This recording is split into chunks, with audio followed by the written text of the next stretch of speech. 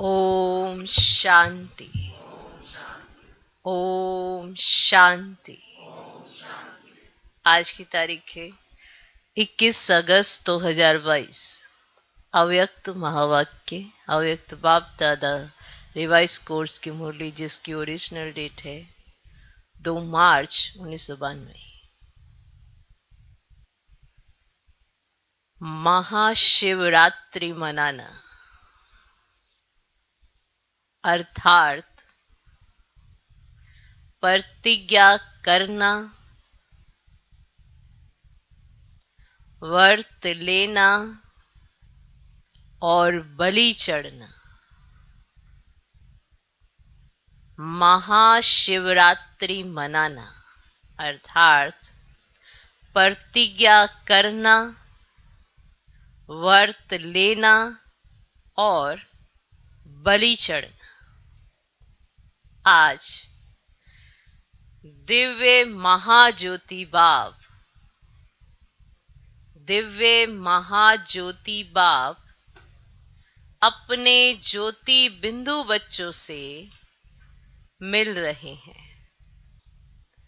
बाप दादा भी महान ज्योति हैं और आप बच्चे भी महान ज्योति स्वरूप हो। तो दिव्य ज्योति बाप दिव्य ज्योति आत्माओं से मिल रहे हैं और ये महान ज्योति कितनी प्यारी और न्यारी है। बाप दादा हर एक के मस्तक के बीच चमकती हुई ज्योति को देख रहे हैं। कितना दिव्य और प्यारा नजारा है। चमकते हुए रूहानी सितारों का कितना अच्छा संगठन देख रहे हैं। इस रूहानी ज्योतिर्मय सितारों का मंडल अलौकिक और अति सुंदर है। आप सभी भी इस दिव्य तारा मंडल में अपना चमकता हुआ बिंदु स्वरूप देख रहे हो। यही महाशिवरात्रि है। शिव ज्योति के साथ आप अनेक ज्योति बिंदु सालिग्राम हो। बाप भी महान, बच्चे भी महान हैं। इसीलिए महाशिवरात्रि गाई जा रही है। कितनी श्रेष्ठ भाग्यवान आत्माएं हो जो चैतन्य स्वाकार स्वरूप में शिव बाप के साथ शिवरात्रि मना रहे। ऐसे कभी संकल्प में, स्वप्न में भी नहीं सोचते थे कि ऐसी अलौकिक शिवरात्रि मनाने वाले हम सालिग्राम आत्माएं हैं। आप सब चैतन्य रूप में मनाते हो। उसका ही यादगार अब भक्तों द्वारा जड़ चित्र में चैतन्य भावना से मनाने का देख रहे हो। सच्चे भक्त चित्र में भावना से भावना स्वरूप अनुभव करते और आप सालिग्राम आत्माएं सम्मुख मनाने वाले हो। वो चित्र में भावना स्वरूप अनुभव करते और आप सालिग्राम आत्माएं सम्मुख मनाने वाली हो। तो कितना भाग्य है। पदम, अरब, खरब, ये भी आपके भाग्य के सामने कुछ नहीं है। इसीलिए सभी बच्चे निश्चय के फलक से कहते हैं, हमने देखा, हमने पाया। यह गीत सभी का है या कोई कोई का है?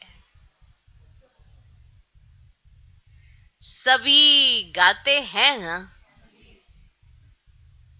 वह ये गाते हो कि देख लेंगे पा लेंगे? पा लिया है व पाना है। डबल विदेशी क्या समझते हैं? पा लिया है। बाप को देखा भी है ना? दिल से कहते हो कि बाप को देखा है, पाया है। देखना और पाना तो क्या, लेकिन बाप को अपना बना लिया है। बाप आपका हो गया ना? देखो, आपका बाप हो गया तब तो आपके कहने से बाप आ जाते हैं ना, तो अधिकारी बन गए ना। सुना? अपनी महिमा, अपना भाग्य देख रहे हो? देख रहे हो? ये तो आपने अपनी महिमा सुनी, इतनी महिमा कि आप क्या हो, कैसे हो और कहाँ आके पहुंचे हो। वरना आप अपने भाग्य को देखो। देख रहे हो? अब सुनो, महाशिवरात्रि की क्या विशेषताएं हैं। एक तो बाप के आगे प्रतिज्ञा करते हैं और दूसरा बाप के प्यार में व्रत रखते हैं, क्योंकि प्यार और खुशी में सब भूल जाते हैं, इसीलिए व्रत रखते हैं। खुशी की खुराक खा लेते तो दूसरी खुराक की आवश्यकता नहीं होती है। मिलन की खुशी के कारण व्रत रखते हैं, मिलन की खुशी है ना। तो महाशिवरात्रि की क्या विशेषताएं हैं? एक तो बाप के आगे प्रतिज्ञा करते हैं और दूसरा बाप के प्यार में व्रत रखते हैं, क्योंकि प्यार और खुशी में सब भूल जाते हैं, इसीलिए व्रत रखते हैं। खुशी की खुराक खा लेते तो दूसरी खुराक की आवश्यकता नहीं होती। मिलन की खुशी के कारण व्रत रखते हैं। व्रत खुशी की भी निशानी है, व्रत खुशी की भी निशानी है। और व्रत रखना अर्थात दुनिया के हिसाब वाला व्रत नहीं, जो आपका व्रत है। व्रत रखना अर्थात प्यार में त्याग भावना। माना व्रत का मतलब क्या है? त्याग देना, किसी चीज को छोड़ना बड़ा सहज हो जाता है उनके लिए। व्रत रखना अर्थात प्यार में त्याग भावना। कुछ छोड़ना अर्थात त्याग भावना की निशानी है। कुछ भी छोड़ना पड़े तो वो त्याग की निशानी है। माना कुछ भी छोड़ सकते हैं, प्यार में कुछ भी छोड़ सकते हैं। कुछ छोड़ना अर्थात त्याग भावना की निशानी है। तीसरी बात, शिवरात्रि अर्थात बलि चढ़ना। यादगार रूप में तो स्थूल बलि चढ़ाते हैं, है ना, वो तो स्थूल बलि चढ़ाते हैं, लेकिन होना मन, बुद्धि और संबंध से समर्पित होना। मन, बुद्धि और संबंध, माना सब संबंध मेरे एक बाबा के साथ। मन से समर्पित होना, बुद्धि से समर्पित होना, ये बहुत विशेष बात है। और फिर सर्व संबंधों से समर्पित होना। ऐसे सब संबंध हैं, लौकिक रीति हैं। देखो, शरीर छूटा, सारे संबंध खत्म। लेकिन पारलौकिक माता पिता के साथ जो संबंध है, माना सारे ही संबंध है, वो सब संबंधों का सुख हम परमात्मा से ले सकते हैं। वो सब उनके साथ जुड़ के रहना, तो मन, बुद्धि और संबंध से समर्पित होना। माना सारे संबंध इधर ट्रांसफर कर दिए, लौकिक से अलौकिक में ट्रांसफर कर देना। मन जो लौकिक में इधर उधर भटकता रहता, उसको अलौकिक में ट्रांसफर कर दिया। बुद्धि और कहीं जाती रहती थी, उसको अलौकिक में ट्रांसफर कर दिया। इस तरह से समर्पित होना, यह है वास्तविक बलि चढ़ना। तो ये तीनों ही विशेषताएं महाशिवरात्रि की विशेषताएं हैं। पहला क्या? प्रतिज्ञा। और दूसरा व्रत रखते हो, माना त्याग करते हो। और तीसरा बलि चढ़ना। और बलि चढ़ने में है मन, बुद्धि और संबंध से समर्पित होना। समर्पित होना। कहीं कहते हैं कि हम ना समर्पित नहीं होना चाहते हैं, तो फिर बाबा के नहीं बनना चाहते हैं। देह से समर्पित होना अलग बात है, वो तो किसी किसी के भाग्य में होता है, सबके भाग्य में थोड़ा होता है देह से समर्पित होना। लेकिन मन बुद्धि और संबंध से तो हर ब्राह्मण समर्पित हो सकता है, नहीं हो सकता है, क्योंकि अगर होगा तभी ब्राह्मण बनेगा। कोई भी मनुष्य आत्मा अगर मन बुद्धि संबंध से समर्पित नहीं है तो वो सच्चा ब्राह्मण नहीं है। अगर है तो ही सच्चा ब्राह्मण है। ठीक, तो मन बुद्धि और संबंध से समर्पित होना, ये हो गई बलि चढ़ना। तो 3 विशेषताएं, प्रतिज्ञा, व्रत और बलि चढ़ना, याद रहेगा। ये है महाशिवरात्रि। क्या है? महाशिवरात्रि। शिवरात्रि मनाना अर्थात ये तीनों विशेषताएं प्रैक्टिकल जीवन में लाना। माना आपने विशेषताएं सुन ली लेकिन आपके प्रैक्टिकल जीवन में नहीं है, तो फिर नहीं मनाइए ना शिवरात्रि। प्रतिज्ञा, व्रत, बलि चढ़ना, ये तीनों विशेषताएं होती हैं जो उधर भी होती हैं और इधर भी होती है। हमारा आध्यात्मिक माना उसका अलौकिक अर्थ क्या है वो बाबा ने समझा दिया। और लौकिक रीति में यही करते हैं, प्रतिज्ञा करते हैं, व्रत रखते हैं और बलि चढ़ाते हैं, लेकिन वो दूसरे को चढ़ाते हैं। यहाँ अपने मन बुद्धि और संबंध को समर्पित करना, ये है विशेष बलि चढ़ाना। तो ये महाशिवरात्रि की विशेषता है। शिवरात्रि मनाना अर्थात ये तीनों विशेषताएं प्रैक्टिकल जीवन में लाना। सिर्फ कहना नहीं लेकिन करना। देखो, कहते तो हम बहुत कुछ है पर करते नहीं है, और जो करता है वही आगे बढ़ता है।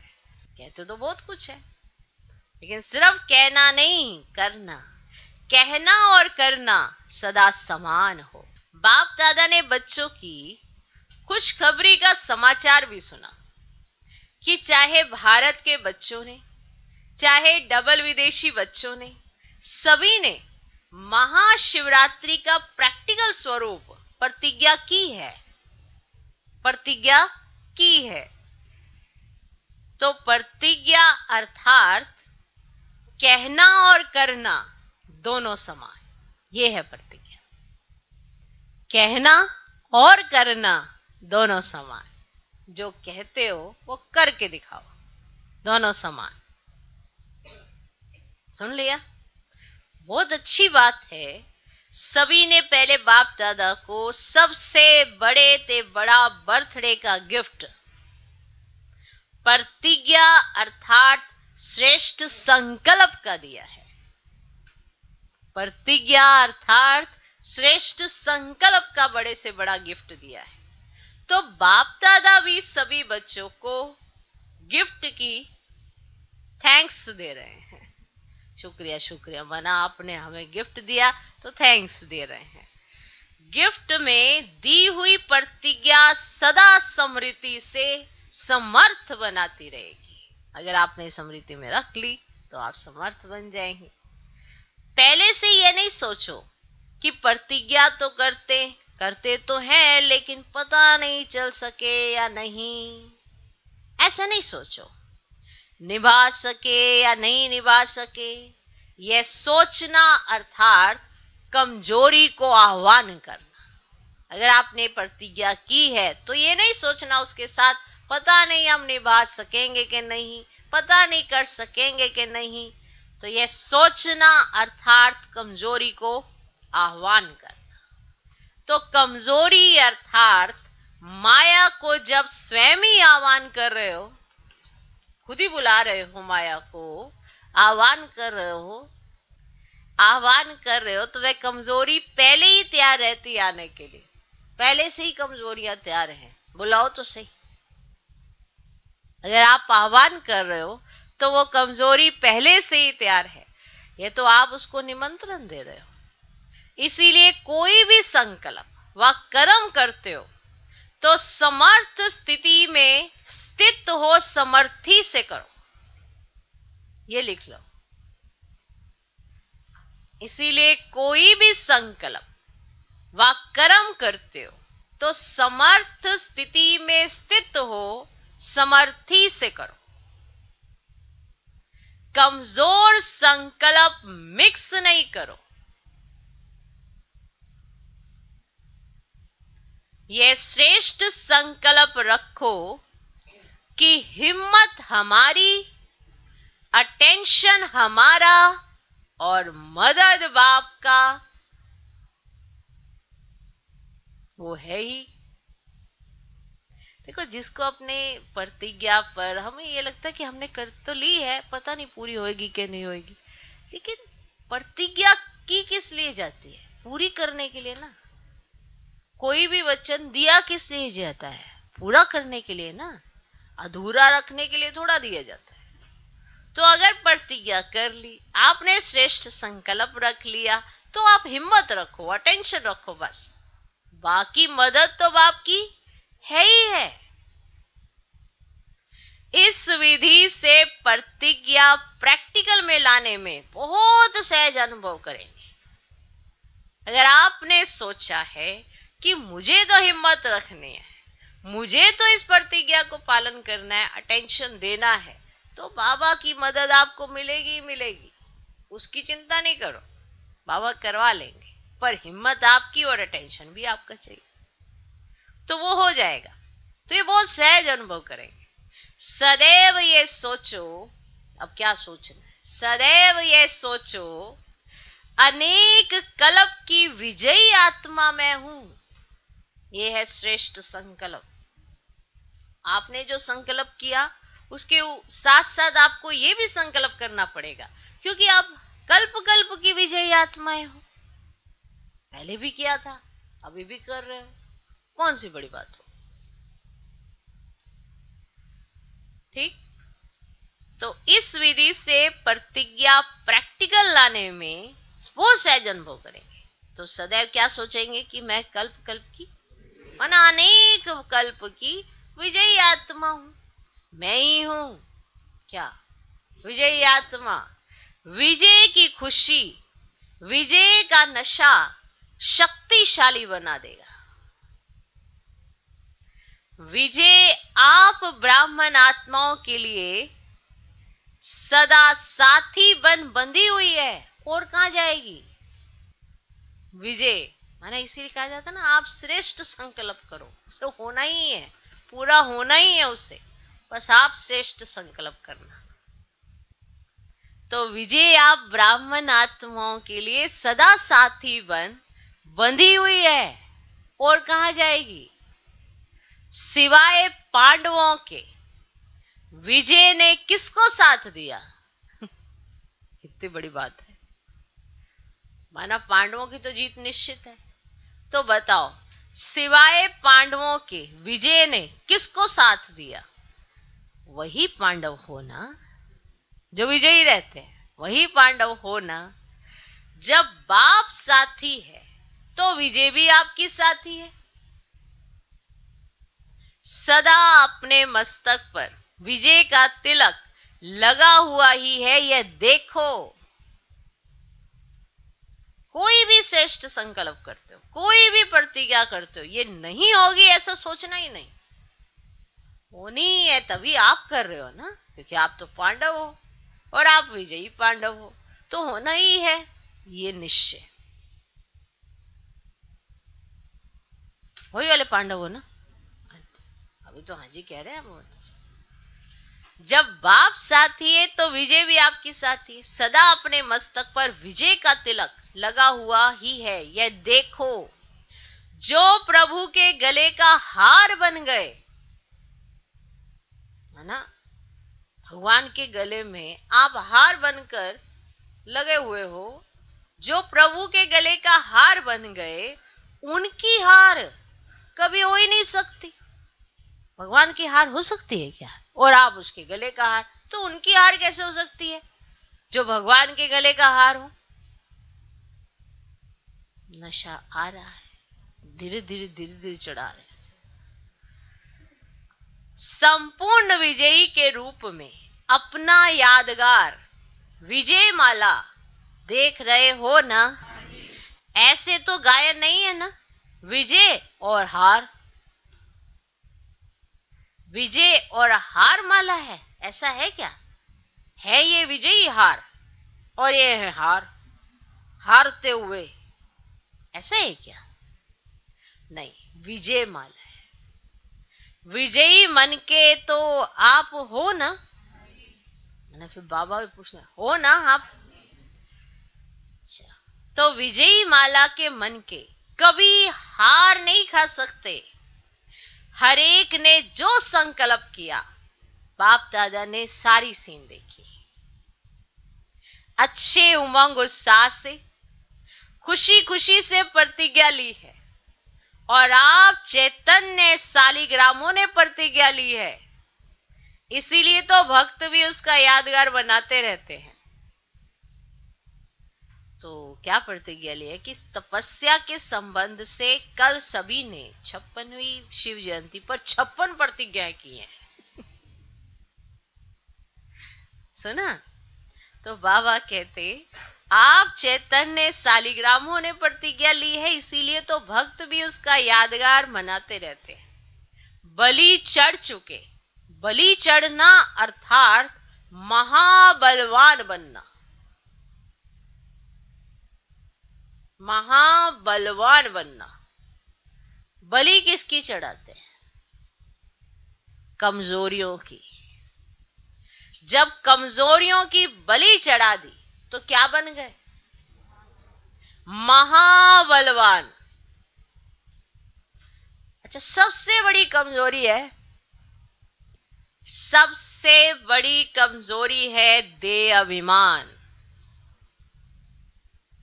देह भान समर्पित करना, अर्थात उनके वंश को भी समर्पित किया। आपने जब देवभान समर्पित कर दिया तो उसके वंश को भी समर्पित किया, क्योंकि देह अभिमान का सूक्ष्म वंश बहुत बड़ा है। अनेक प्रकार के छोटे बड़े देवभान हैं, तो देवभान की बलि चढ़ाना अर्थात वंश सहित समर्पित होना।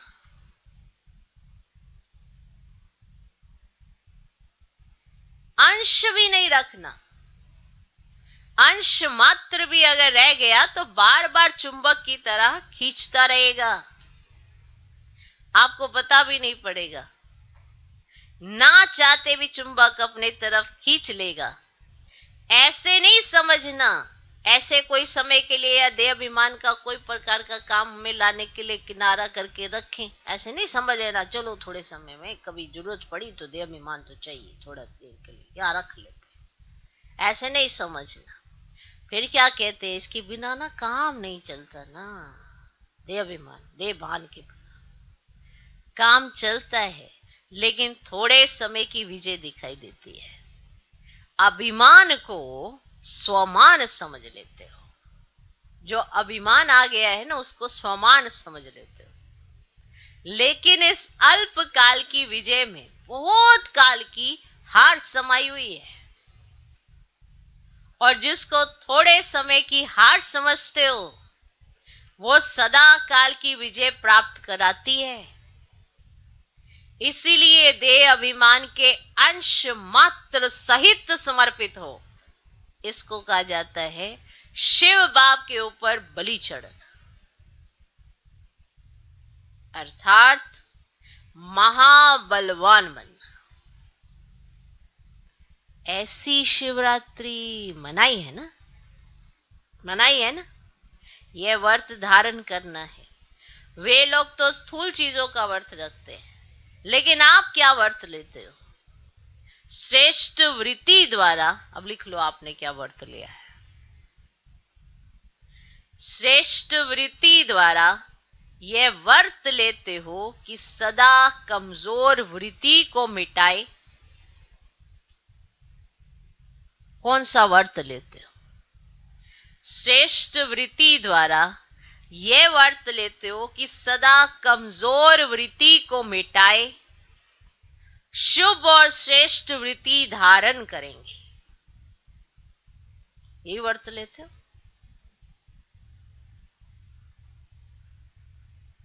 श्रेष्ठ वृत्ति द्वारा यह व्रत लेते हो कि कमजोर, सदा कमजोर वृत्ति को मिटाए, शुभ और श्रेष्ठ वृत्ति धारण करेंगे। जब वृत्ति में श्रेष्ठता है तो सृष्टि श्रेष्ठ ही नजर आएगी। ये भी लिख लो। कई बार वृत्ति का समझ नहीं आता ना कईयों को, तो अगर वृत्ति में श्रेष्ठता है तो सारी सृष्टि, माना सारी सृष्टि श्रेष्ठ ही नजर आएगी, क्योंकि वृत्ति से दृष्टि और कृति का कनेक्शन है।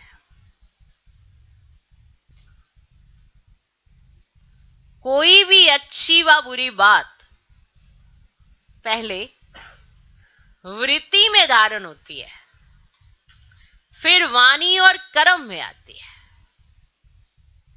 वृत्ति श्रेष्ठ होना अर्थात वाणी और कर्म स्वतः श्रेष्ठ होना, श्रेष्ठ वृत्ति। तो ये वरदान में भी आपने अच्छे से ये एक्सप्लेनेशन सुनी हुई है। बाबा ने अच्छे से समझाई है कैसे वृत्ति से वायुमंडल और वाइब्रेशन कैसे प्रभावित होते हैं। तो जब वृत्ति में श्रेष्ठता है तो सृष्टि श्रेष्ठी नजर आएगी, क्योंकि वृत्ति से दृष्टि और कृति का कनेक्शन है। कृति समझते हो? कोई भी अच्छी व बुरी बात पहले वृत्ति में धारण होती है, फिर वाणी और कर्म में आती है। वृत्ति श्रेष्ठ होना अर्थात वाणी और कर्म स्वतः श्रेष्ठ होना। आपकी विशेष सेवा विश्व परिवर्तन की भी शुभ वृत्ति से है, कि विश्व का परिवर्तन हो, यह आपकी शुभ वृत्ति है। वृत्ति से वाइब्रेशन वायुमंडल बनाते हो, तो श्रेष्ठ वृत्ति का यह व्रत धारण करना, यही शिवरात्रि मनाना है। श्रेष्ठ वृत्ति का व्रत धारण करना, यही शिवरात्रि मनाना है। अब यह तो सुन लिया ना कि मनाना अर्थात बनना, कहना अर्थात करना, ये तो सुन लिया ना। मनाना अर्थात बनना, कहना अर्थात करना। जो सिद्धि प्राप्त आत्माएं होती हैं, जिसको लोगों की भाषा में सिद्ध पुरुष कहा जाता है, और आप कहेंगे सिद्धि स्वरूप आत्मा, लोग उन्हें कहेंगे सिद्ध पुरुष और आप कहेंगे सिद्धि स्वरूप आत्मा। तो उन्हों के हर संकल्प अपने प्रति या दूसरों के प्रति जो भी करते हैं, वे कर्म में सिद्ध हो जाता है। जो भी वो संकल्प करेंगे, चाहे अपने प्रति करे चाहे दूसरों के प्रति करे, वो कर्मों में सिद्ध हो जाता है। जो बोलते हैं वे सिद्ध हो जाता है, जिसको कहते हैं सत्वचन। तो सबसे बड़े से बड़ी सिद्धि स्वरूप आत्माएं आप हो ना, तो संकल्प और बोल सिद्ध होंगे ना। सिद्ध होना अर्थात सफल होना, प्रत्यक्ष स्वरूप में आना, यह है सिद्ध होना। तो सदैव ये स्मृति में रखो कि हम सभी सिद्धि स्वरूप आत्माएं हैं। हम सिद्धि स्वरूप आत्माओं का हर संकल्प, हर बोल, हर कर्म स्वयं को व सर्व को सिद्धि प्राप्त होने वाला हो, व्यर्थ नहीं। कहा और किया तो सिद्ध हुआ, कहा सोचा और किया नहीं तो वह व्यर्थ गया। कई ऐसे सोचते हैं कि हमारे संकल्प ना बहुत अच्छे चलते हैं, बहुत अच्छे, बहुत अच्छे, मेरे ना संकल्प बड़े अच्छे चलते हैं, बहुत अच्छे अच्छे मना विचार उमंग आते हैं, नहीं ना अपने प्रति या सेवा के प्रति मेरे अंदर ना बड़े अच्छे संकल्प चलते हैं। फिर दूसरा कहता है अच्छा फिर आगे, माना वो भी सामने वाला, सुनने वाला भी ऐसे हो जाता है, सामने वाला बता रहा कुछ अच्छा सा, लेकिन ना संकल्प तक ही रह जाते हैं। आते हैं संकल्प ऐसे मना, फिर ना वो संकल्प तक ही रह जाते हैं, प्रैक्टिकल कर्म में स्वरूप में नहीं आते हैं। तो इसको क्या कहेंगे? इसको क्या कहेंगे? संकल्प बहुत अच्छे हैं, लेकिन कर्म में अंतर क्यों? इसका कारण क्या है? आपके संकल्प ऐसे ऐसे करेंगे, ऐसे करेंगे, ऐसे करेंगे, नहीं, और से तो बस ऐसे करेंगे। तो कारण क्या है कि जो आपके इतने अच्छे अच्छे संकल्प हैं वो प्रैक्टिकल में क्यों नहीं है? का कारण क्या है? सुन लो कारण। अगर बीज बहुत अच्छा है, माना बीज माना संकल्प आपके बहुत अच्छे अच्छे चल रहे हैं, लेकिन फल अच्छा नहीं निकले, तो क्या कहेंगे? किसकी कमी है? माना बीज अच्छा, बहुत अच्छा बीज है, वही बीज कहीं और करे तो बहुत अच्छा फल दे, लेकिन आपका बीज माना संकल्प बड़ा अच्छा है लेकिन फल नहीं निकल रहा है, उसका कारण क्या है? धरनी या परहेज की कमी है। या तो धरनी में कुछ प्रॉब्लम है, या जो उसको परहेज चाहिए कि कब धूप चाहिए, कब पानी चाहिए, या क्या उसको चाहिए, तो इसकी कमी है। बीज बड़ा अच्छा था, पता लगे हमने तो तालाब बना दिया पानी डाल डाल के उसका। तो आपके संकल्प बड़े अच्छे हैं, आपने बड़ा अच्छा सोचा है, अब पर वो प्रैक्टिकल नहीं हो रहे हैं, फल नहीं अच्छा निकल रहे। तो अगर बीज अच्छा है, फल नहीं अच्छा निकल रहा, तो क्या कारण होता है? कि धरनी या परहेज की कमी है। ऐसे ही संकल्प रूपी बीज अच्छा है, बाप दादा के पास संकल्प पहुंचते हैं, बाप दादा भी खुश होते हैं, बहुत अच्छा बीज बोया है, माना संकल्प बड़ा अच्छा किया है इन बच्चों ने, बहुत अच्छा संकल्प किया है, अभी फल मिला कि मिला। लेकिन होता क्या है, माना जब हम बाबा के सामने तो बड़े अच्छे अच्छे संकल्प करते हैं, बाबा अभी से देखना आप अगली बार आओ, एकदम परिपूर्ण मिलेंगे आपको, चमके चमके से। तो बाबा भी ऐसे ऐसे संकल्प सुन के बड़े खुश हो, जैसे अभी फल मिला कि मिला। लेकिन होता क्या है, दृढ़ धारणा की धरनी की कमी है ना, दृढ़ता ही नहीं है, दृढ़ धारणा की धरनी की कमी, और बार बार अटेंशन के परहेज की कमी। दृढ़ धारणा की धरनी की कमी और बार बार अटेंशन के परहेज की कमी। सुन रहे हो? बाप दादा हंसी का खेल देखते रहते हैं। जैसे बच्चे लोग हैं ना, गैस का गुब्बारा उड़ाते हैं ना, गैस का गुब्बारा बच्चे बहुत अच्छी गैस भरकर उड़ाते हैं और खुश होते हैं, गुब्बारा ऊपर गया, गुब्बारा ऊपर गया, ऐसे खुश होते हैं, बहुत अच्छा उड़ रहा है, ऐसे बड़े खुश होते हैं बच्चे। जब गुब्बारा ऊपर जाता है ना उड़ता हुआ, बड़ा खुश होते हैं। लेकिन चलते चलते नीचे आ जाता है।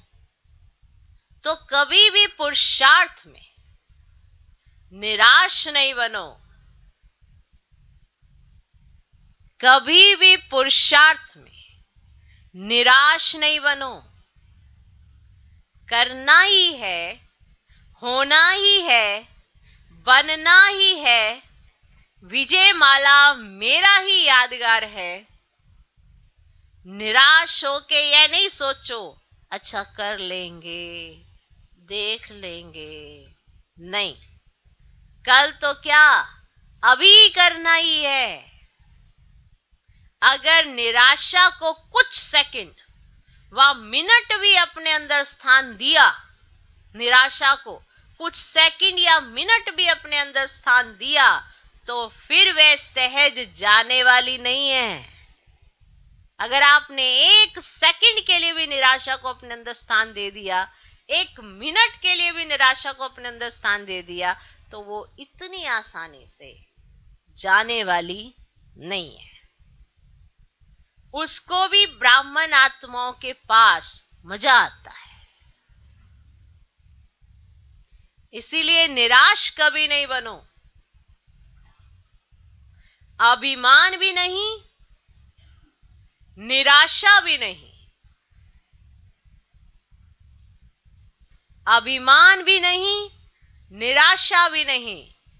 कोई अभिमान में आ जाते हैं, कोई निराशा में आ जाते हैं। ये दोनों महाबलवान बनने नहीं देते हैं। सुना? कभी अभिमान आ गया, कभी निराशा आ गई। ये दोनों महाबलवान नहीं बनने देते। भले जितने मर्जी पंख लगा लो, उड़े नहीं जाएगा। तो ना तो अभिमान आना चाहिए, ना निराशा आनी चाहिए, क्योंकि ये दोनों ही आपको महाबलवान बनने नहीं देते, जिसको दूसरे शब्दों में आप दिल शिकस्ती भी कहते हो। तो ये दोनों महाबलवान बनने नहीं देते हैं। जहां अभिमान होता है, बार बार बताया, एक चीज बहुत होती है वहां पे। वरदान में भी आपने सुना होगा, बहुत अच्छे से सुना होगा, इसको बहुत अच्छे से एक्सप्लेन किया जाता है। जहां अभिमान होता है वहां अपमान की फीलिंग भी ज्यादा आती है। उसको बार बार लगता है यहां मेरा अपमान कर दिया, यहां मेरा अपमान कर दिया। उसको हर घड़ी लगता है कि मेरा अपमान ही किया जा रहा है, क्योंकि वो ये नहीं समझ पा रहा कि मेरे अंदर अभिमान जास्ती है, इसलिए मुझे बार बार अपना अपमान फील हो रहा है।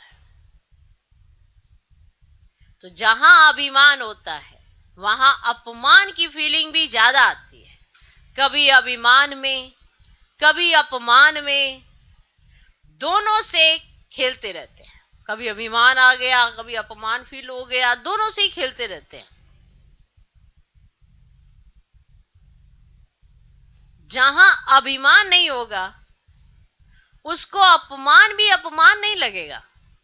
भले उसका कोई अपमान करता हो, लेकिन वो उसको अपमान की तरह फील नहीं करता, क्योंकि उसके अंदर अभिमान नहीं है। ये बहुत विशेष चीज है। अगर आपके अंदर अभिमान नहीं है ना, तो आपको अपमान भी अपमान फील नहीं होता।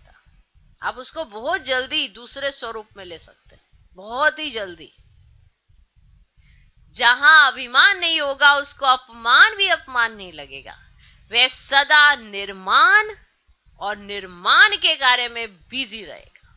एक तो वो निर्माणचित होगा, माना हमेशा निर्माण। एक निर्माण माना अपना आगे, अपने आप को बढ़ाने के लिए अपने मेहनत करेगा।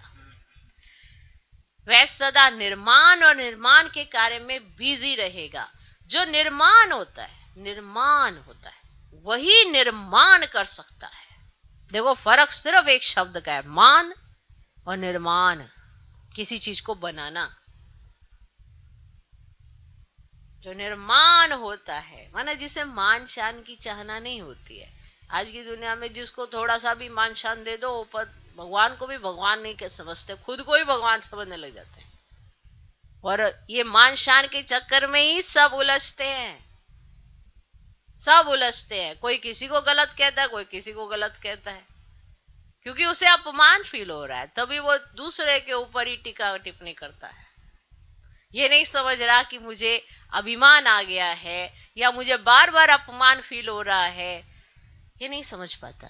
अब इतने माना गहरे महावाक्य हैं, ये प्रैक्टिकल यूज करने के हैं, पर हम ना सुन के बड़े खुश होते हैं, आज बाबा ने बड़ी अच्छी बात कही है, पर अपने जीवन में ना रत्ती भी नहीं होती उस चीज की। तो हम ना उसको फील नहीं कर पाते हैं कि आज बाबा सच में क्या कहना चाहते हैं। ये सब कुछ हमारी खातिर है ना, या दूसरे की उसके लिए है। अगर आप ही ऐसे बन जाओ कि ना आपको कभी अभिमान हो, ना आपको कभी अपमान फील हो, ना आप कभी निराशा में जाए, तो सोचो आप ब्राह्मण जीवन को कैसे एंजॉय करो। आप इमेजिन कर सकते हो ब्राह्मण जीवन की वैल्यू आपकी अपनी नजरों में कितनी होंगी, तो आप दूसरों को कितना अपना ब्राह्मण जीवन बताएंगे। अगर आपके अपने जीवन की कदर आपकी आंखों में है, तभी तो दूसरों को बताएंगे। ऐसे कौन बताता है। अब आप देखते हो जितने भी बाकी सब टाल टालियों वाले, जितने भी मठ पंथ हैं, उनको अपनी धारणाओं की कदर बड़ी होती है कि नहीं होती है। माना हमारे सामने हर चीजों के लक्षण है। अब चाहे जैन धर्म वाले लगाओ, वो अपने बालों को ऐसे करते हैं, पहले वो पूरा श्रृंगार करते हैं, फिर उसके बाद वो त्याग कर। नशा कितना है उनको इस बात का कि हम क्या बनने चले। वो किसी को कुछ वैसे नहीं ले रहे होते, उनको अपनी चीजों का इतना नशा है। कर त्याग रहे हैं, पर त्याग का भी उनको नशा कितना है।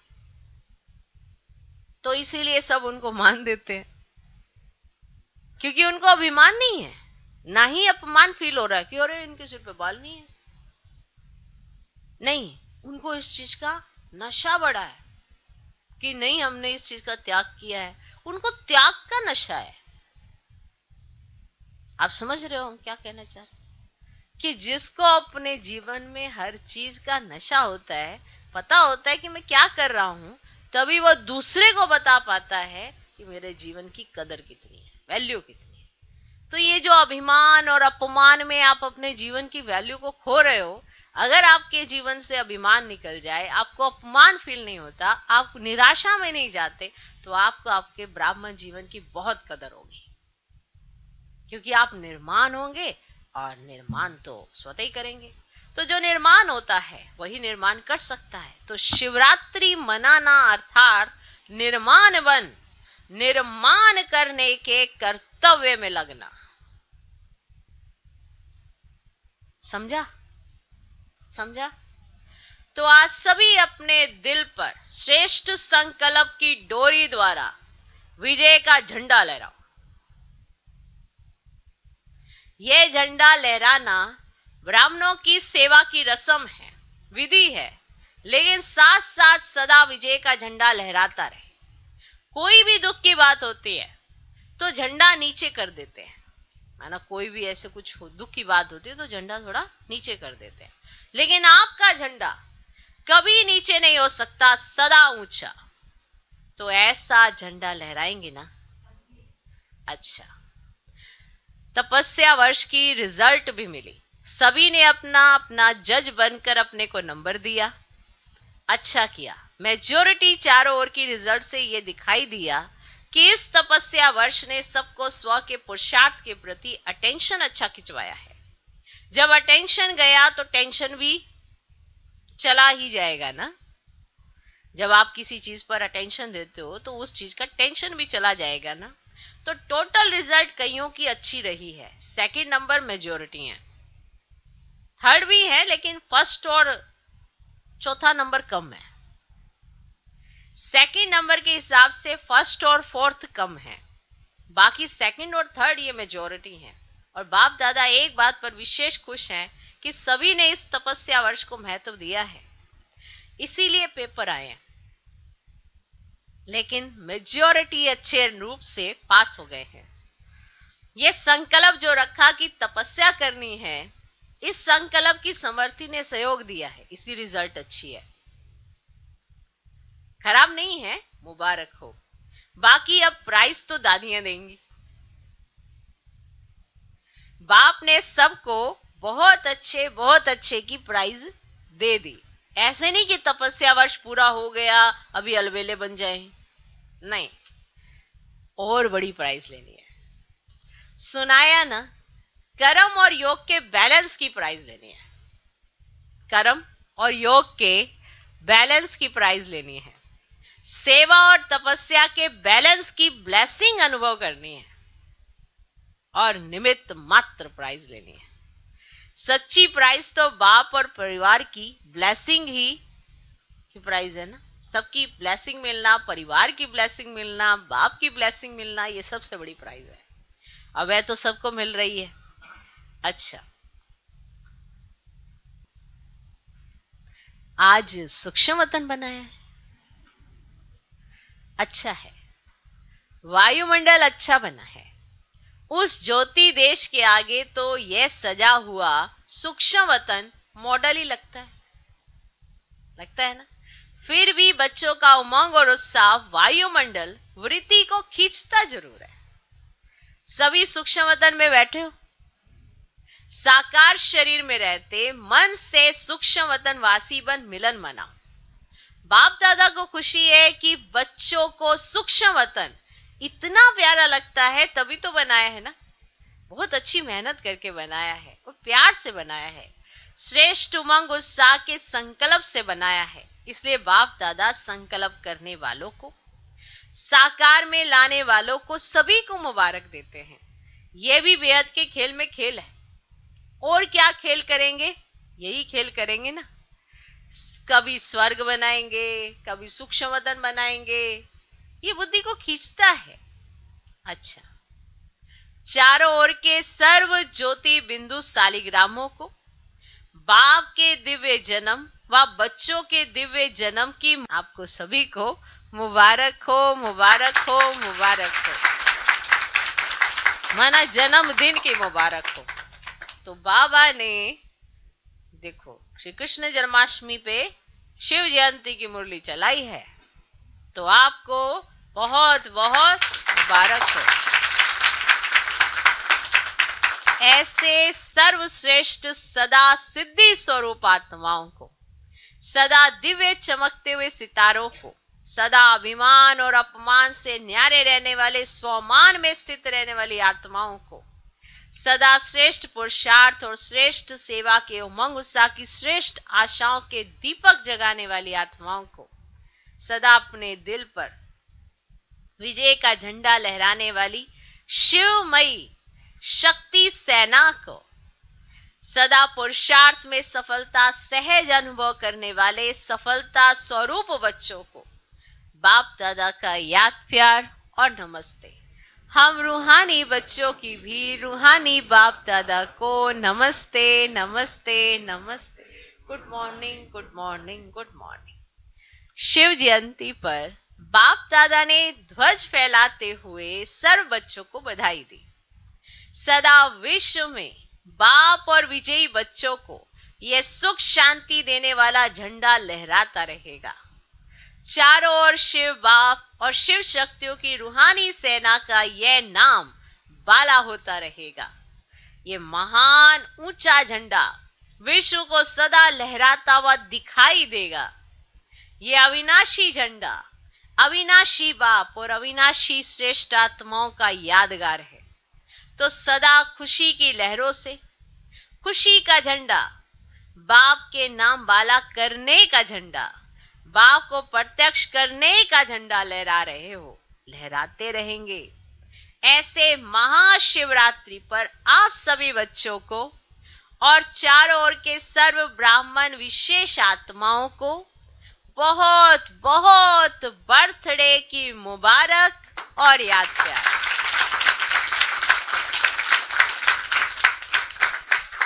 आज का वरदान, विशेषता के संस्कारों को, विशेषता के संस्कारों को अपनी नेचर बनाए, साधारणता को समाप्त करने वाले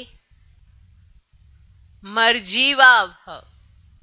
विशेषता के संस्कारों को अपनी नेचर बनाए, साधारणता को समाप्त करने वाले मर्जीवा भव। जैसे किसी की कोई भी नेचर होती है तो वह स्वतः ही अपना काम करती है, सोचना व करना नहीं पड़ता।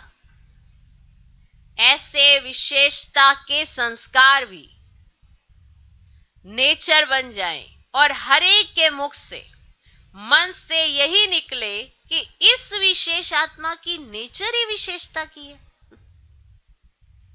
साधारण कर्म की समाप्ति हो जाए तब कहेंगे मर्जीवा। साधारणता से मर गए, विशेषता में जी रहे हैं, संकल्प में भी साधारणता ना हो। आज का स्लोगन, समर्थ आत्मा वह है जो किसी ना किसी विधि से व्यर्थ को समाप्त कर दे। समर्थ आत्मा वह है जो किसी ना किसी विधि